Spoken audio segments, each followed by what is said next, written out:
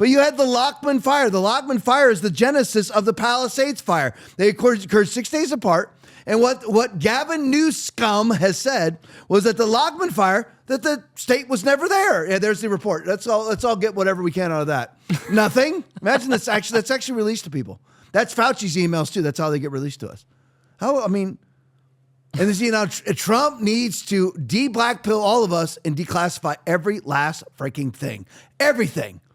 Because all of these redactions, they'll say are for national security purposes.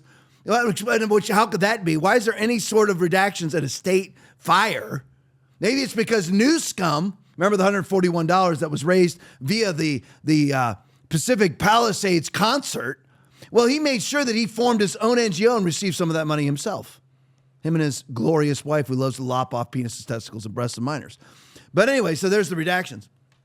So you had the Lockman fire. So Lockman fire was on 1/1 of this year.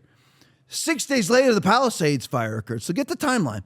Newscomb has said, we were not there at the Lockman fire because they're being sued from Palisades victims because they said that the embers from the Lockman fire that were not properly managed, that were not put out, caused the Palisades fire, which, by the way, is absolute proven fact.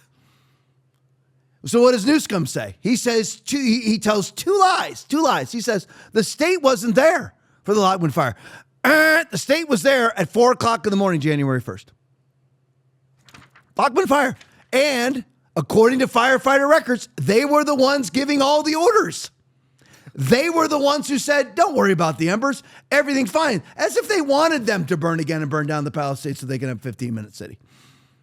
No, of course, these are just speculations on my part, but I'm just saying. And why would Newscomb lie twice? It's not his money that the state loses, not Newscomb's money that's going to be lost. He'll still get all of his NGO money that he gets, under the table. But anyway, so they were there and giving all the orders, and then Newscomb lies and says, no, this was an arson fire. Prove that. And because it's obviously not an arsonist fire. It may have been enhanced by some arsonists, but it was absolutely not an arsonist fire. It was because the embers were not properly managed. And who said that? The experts. But don't worry, greasy-haired Gavin comes in, and he gives his opinion, and that trumps men with 30 or 40 years worth of firefighting experience. So just so you know, that's what happened.